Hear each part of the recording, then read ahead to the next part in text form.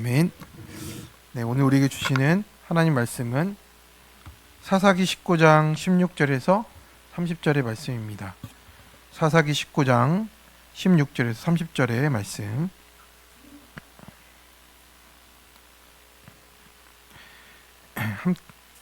함께 교독하도록 하겠습니다. 저녁 때에 한 노인이 밭에서 일하다가 돌아오니 그 사람은 본래 에브라임 산지 사람으로서 기브아에 거류하는 자요 그곳 사람들은 베냐민 자손이더라.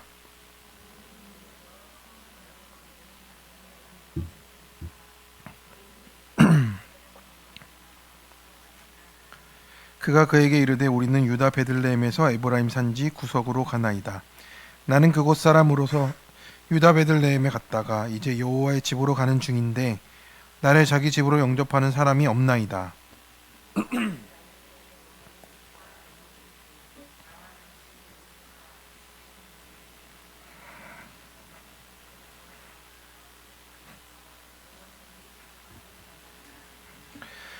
그 노인이 이르되 그대는 안심하라. 그대의 쓸 것은 모두 내가 담당할 것이니 거리에서는 유숙하지 말라 하고,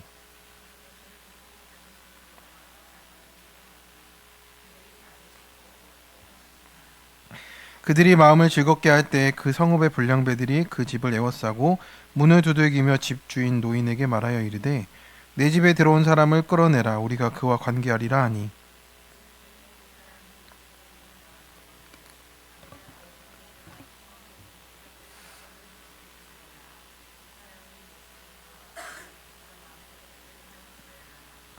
보라 내가 여기 내 처녀 딸과 이 사람의 첩이 있은즉 내가 그들을 끌어내리니 너희가 그들을 욕보이든지 너희 눈에 좋은 대로 행하되 오직 이 사람에게는 이런 망령된 일을 행하지 말라 하나.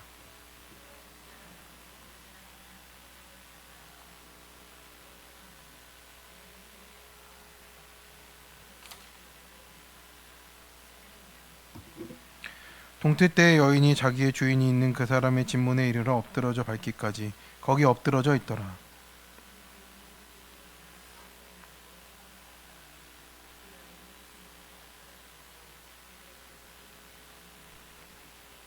그에게 이르되 일어나라. 우리가 떠나가자 하나 아무 대답이 없는지라. 이에 그의 시체를 나귀에 싣고 행하여 자기 곳에 돌아가서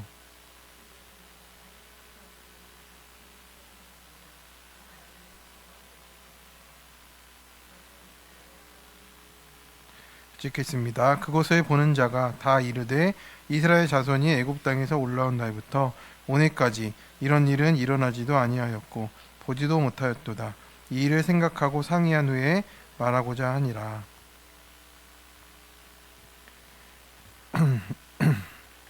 네, 오늘은 사사기 19장의 말씀으로 망령된 일을 행하지 말라라는 제목의 말씀을 나누고자 합니다.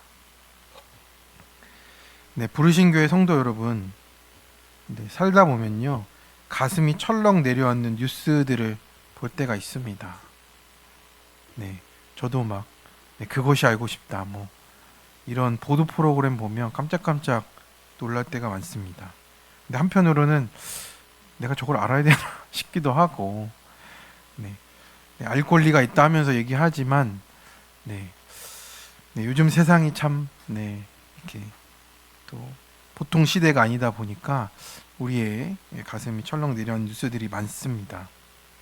도저히 있을 수 없는 일이 있고 말이 안 되는 범죄가 있고, 저 사람은 사람의 탈을 쓴 짐승이다 이런 얘기들을 자주 합니다.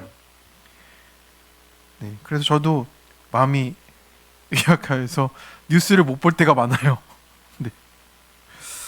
그럴 때마다 우리는 말합니다. 어떻게 사람이 저럴 수 있어? 사회가 왜 이 모양이야? 요즘 세상이 너무 말세 같아 라고 말합니다. 근데 성도 여러분, 그 말이 맞습니다. 말세가 맞아요. 왜 말세일까요? 그런 일이 일어나서가 아니고 그냥 1초 1초 지나가는 이때가 이 세상이 시작되고 끝을 지나고 있어서 말세예요. 저 생각해보니까 그렇더라고요. 오늘 1초, 지금 10시 11분 59초가 지나간다. 그러면 00초, 1초 이렇게 지나가면 그냥 우리는 말세를 살고 있는 거더라고요. 그런데 문제는 말세가 바깥에 있는 게 아니고 우리 안에 있다라는 거예요. 오늘 본문 사사기 19장 이야기도 마찬가지입니다. 남의 이야기 같이 보입니다. 네, 뉴스 같고 네, 나쁜 놈들 이야기가 맞아요. 그런데 이 이야기를 보면서 이야기 속에서 이 말씀 속에 나의 모습이 어떤 것인지 그리고 우리가 또 무엇을 돌아봐야 할지를 생각하여 봐야 할 것 같습니다. 이 끔찍한 이야기 속에서도 이 레위인은 네, 또 정작 회개가 없고요. 우리가 이제 그렇습니다. 말씀이 없으면 나도 그렇고 내가 기부할 사람이고 내가 그 레위인이고 내 가정도 내 교회도 이 망령된 죄를 또 합리화하는 자리가 될 수 있다라는 겁니다. 그래서 남의 죄에 분노할 때 내 죄를 먼저 보는 것이 먼저라고 하십니다. 그래서 내 죄를 안 보면 나는 늘 가해자가 아니라 내 피해자가 된다고 하십니다. 오늘 말씀을 통해서 세상이 얼마나 악한지가 아니라 나의 안에 있는 죄가 무엇인지 내 속에 기부하는 무엇인지를 함께 띵크해 보고자 합니다. 첫 번째, 말씀이 있는 자는 나그네를 환대합니다. 어제 그 저녁을 이 레위인 가족은 저녁에 그 한 곳에 앉아서 영접할 사람을 기다리고 있었습니다. 그런데 이 때는 어느 때였어요? 이스라엘의 왕이 없던 때였다라고 합니다. 그래서 소견에 오른 대로 살아가고 무질서하고 위험한 시대가 되어버렸습니다. 하나님 그 시대 한복판에 말씀을 지키는 한 사람을 보내주세요. 한 노인이 이제 밭에서 일하다가 돌아왔습니다. 그는 에브라임 산지 출신으로서 기브아, 그러니까 베냐민 지파의 도시에 거주하는 사람이었어요. 여기서 이제 거류하다라는 말은요, 구루라는 단어인데 임시로 살다, 나그네처럼 머물다입니다. 그래서 이 노인도 그 땅에서 이제 거류하고 있었습니다. 그래도 하나님을 아는, 하나님 말씀을 아는 사람입니다. 그래서 저녁 어스름 속에 성읍 광장에서 낯선 사람이 있는 것을 보면 물어요. 그때 아무도 없었다, 저녁에 아무도 없었다라는 의미가 뭐겠습니까? 저녁에 나와 있으면 봉변을 당한다였겠죠. 그러니 이 사람을 보고 깜짝 놀라지 않을 수 없었습니다. 그래서 보고 물어요. 어디로 가며 어디서 왔느냐. 그래서 이 질문은요, 그 나그네를 향한 관심과 책임감에서 나온 말이잖아요. 이 사람 여기 있으면 안 된다라는 뜻이에요. 그래서 레위인은 대답합니다. 여호와의 집으로 가는 중인데 나를 영접하는 이가 없습니다라고 했어요. 그렇습니다. 우리가 한 영혼을 바라보고 그 사람을 챙기는 것이 어떤 일인가를 말해주는 겁니다. 어디에서 왔고 어디로 가며 어디로 가느냐라고 우리가 물어봐야 되는 겁니다. 그래서 그 사람의 한 영혼을 챙기는 것이 그냥 단순한 호기심, 호의에 끝나는 것이 아니고 정말 그 사람의 어디서 머물지 그리고 어디서 와서 가는지를 우리가 돌보아주는 사람이 되는 것이 바로 믿음의 공동체라고 하는 것입니다.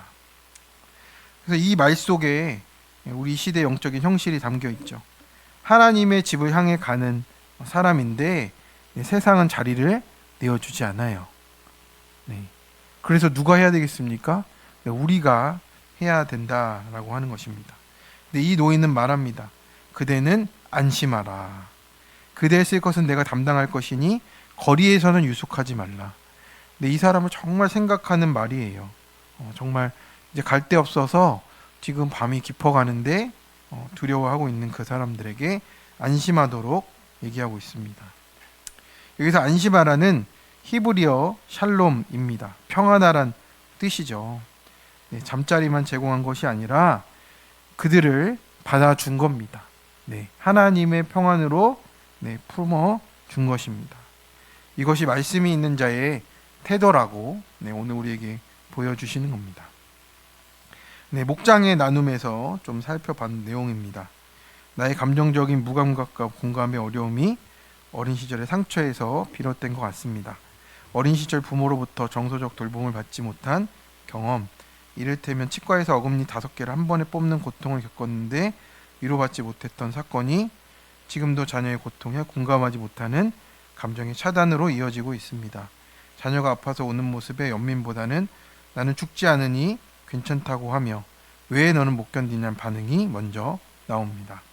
이러한 반응 뒤에는 나도 모르게 형성된 방패가 있다고 느낍니다.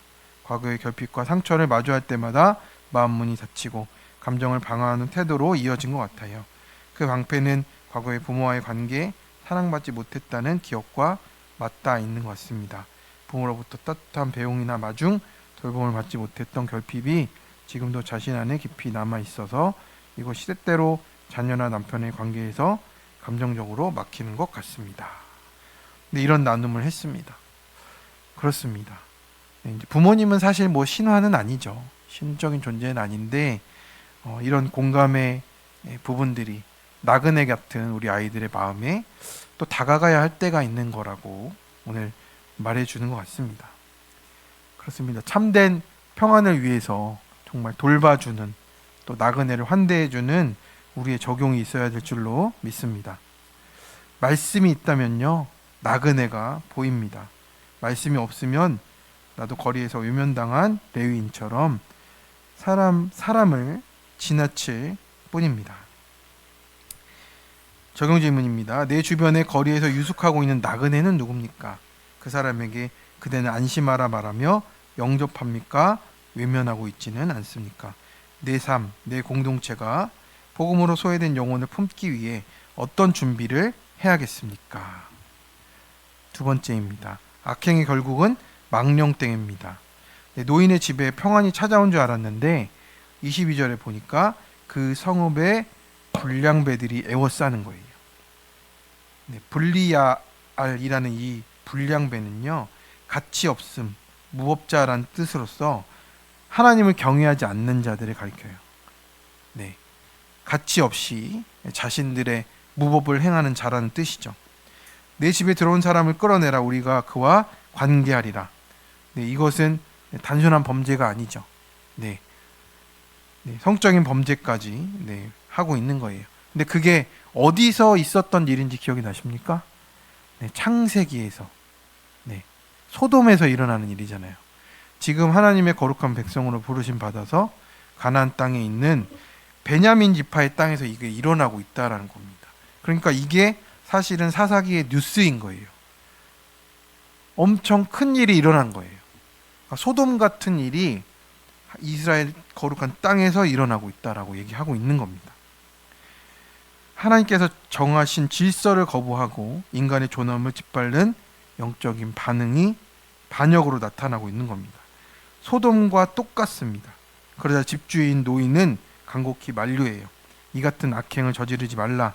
이 사람에게는 어떤 망령된 일을 행하지 말라라고 합니다. 그래서 망령되다는 느발라인데 어리석고 수치스러운 행동, 부끄러움이라는 뜻입니다. 부도덕한 행동뿐만 아니라 하나님의 언약 백성으로서 해서는 안 될 정말 부끄러운 일이고 신성을 모독하는 행위가 된다라는 뜻입니다. 그런데 슬프게도 이 노인도 어쩔 수가 없었던 것 같아요. 룻도 그랬듯이 자신의 딸을 내어주고 이제 내인의 첩도 내어주겠다 이렇게 합니다. 하나님을 경외했지만 이 두려움과 현실 앞에서 이 죄에 휘말릴 수밖에 없었다라고 하는 겁니다. 그들이 얼마나 악했으면, 조직 폭력배처럼 그렇게 악했으면 이거를 어떻게 거부할 수가 없는 상황에 놓인 것 같아요. 결국 레위인은 자신 때문에 그 신세를 망칠 수 없게 하기 때문에 자신의 첩을 내어주는 이런 또 죄를 짓고 맙니다. 밤새도록 그 여인은 고통을 당하고 새벽에야 노인은 사건이 오는 것이죠. 그렇습니다. 죄는 외치는 불량배만 짓는 것이 아니고 침묵하고 타협하며 가는 우리도 짓게 되는 죄입니다. 회개는 나는 괜찮다는 착각에서 깨어나야 시작이 된다라고 합니다. 그래서 악행의 결국으로 이들이 지은 죄는 망령된 죄를 짓게 되었다라고 하는 겁니다. 적용 질문입니다. 말씀 없이 행했던 나의 망령된 악행은 무엇입니까? 죄를 막는다며 다른 사람에게 피해를 끼친 것은 없습니까? 나는 악을 막아주는 보호자입니까? 외면하는 방관자입니까? 셋째로, 죄의 창업함 앞에서 내 죄를 보아야 합니다. 그래서 하나님 없이 살아가는 시대의 결말이 참 참혹하잖아요. 26절에 보니까 동틀 때 여인이 이렇게 엎드려져 밟기까지 거기 엎드려져 있었다라고 합니다. 문지방에 이제 손을 대고 엎드려져 있었던 거죠. 이 엎드러지다의 히브리어를 보니까 떨어지다, 무너져 내리다라는 뜻입니다. 단지 죽은 것뿐만 아니라 사람들의 무관심과 보호를 거두었기 때문에 완전히 내던져진 채 무너졌다, 죽게 되었다라는 뜻입니다. 그런데 레위인도 참 무심해요. 일어나라, 우리가 떠나가자. 너무나도 무심하잖아요. 어떻게 변는지 살펴보는 것도 아니고 그렇게 도구처럼 대했다라고 하는 것이죠. 이 시대가 이제 여자들을 대하는 이 구조가 이랬다는 것도 드러나는 것이고요. 너무도 무심한 말입니다. 그 첩이 죽었는지 어땠는지 관심이 없어요. 그냥 가면 된다라고 생각하는 것이죠. 그리고 그는 첩의 시신을 이제 보고 놀랍니다. 그러면서 그것을 12덩이로 잘라서 이스라엘 각 지파에 보낸 것이죠. 충격적인 메시지 전달이지 않습니까? 그냥 말로 전화도 되는데 그러면 믿지 않을 것 같아서 결국에는 이 경각심을 일으키는 선언으로, 또 판결의 요청으로 보냈다라고 하는 겁니다. 그런데 이 문제가, 이 모든 죄악이 이스라엘 안에서 벌어졌다라는 거죠. 이방이 아니고 이스라엘 안에서 벌어진 겁니다. 30절에 이르러서 사람들이 말해요. 이런 일은 애굽에서부터 나온 이후로 보지도 듣지도 못했다. 가장 충격적인 얘기잖아요. 그리고 그들이 했던 말은 무엇입니까? 이를 생각하고 상의한 후에 말하자라고 합니다. 그렇지만 회개는 없었어요. 남일인 거죠. 그래서 비극은 여기서부터 시작이 되는 것입니다. 사실은 말씀이 없어서 그 베냐민의 땅에 그런 불량배의 무리들이 있고 그런 것들이 만연하고 있는데도 아무도 애통해야 하고 회개하고 돌이키는 사람이 없다라는 것입니다. 그래서 죄는요, 회개하지 않으면 반복이 됩니다. 오늘 큐티인 간증의 내용은 어떻습니까? 고등학생 딸의 학업 스트레스를 호소하고 있는데 엄마는 그걸 좀 무심했던 것 같아요. 이제 고3이 되어서 입시 스트레스가 왔는데 이제 모의고사를 보고 무기력해져서 공부도 포기하고 등교를 거부하니까 딸이 이해가 안 됐다고 합니다. 공부하라 한 적도 없는데 너 왜 그러니? 딸은 분노하면서 엄마가 나를 방치했다. 지지받은 적이 없고 사랑받은 적이 없다. 저 같아요.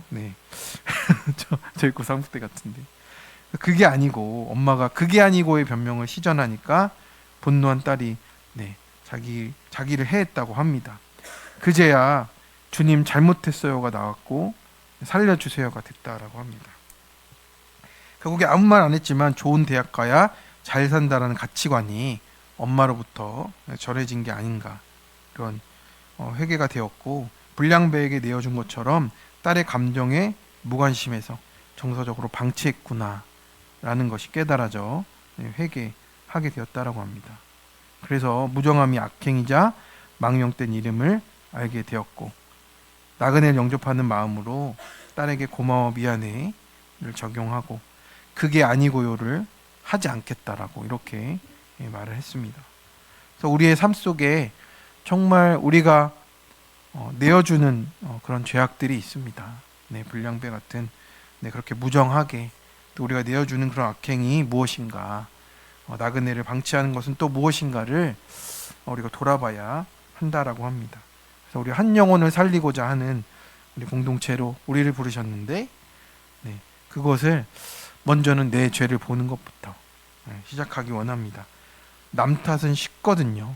내 죄를 보는 건 은혜가 임할 때 가능합니다. 우리 함께 적용 질문입니다. 나는 내 안의 기부와를 보며 회개하고 있습니까? 먼저 내 죄를 보고 회개할 때 내 가정, 공동체, 내 나라가 회복될 수 있음을 믿습니까? 죄의 창업함을 보며 말씀을 따라 순종하는 삶의 소중함을 절절히 붙들고 계십니까?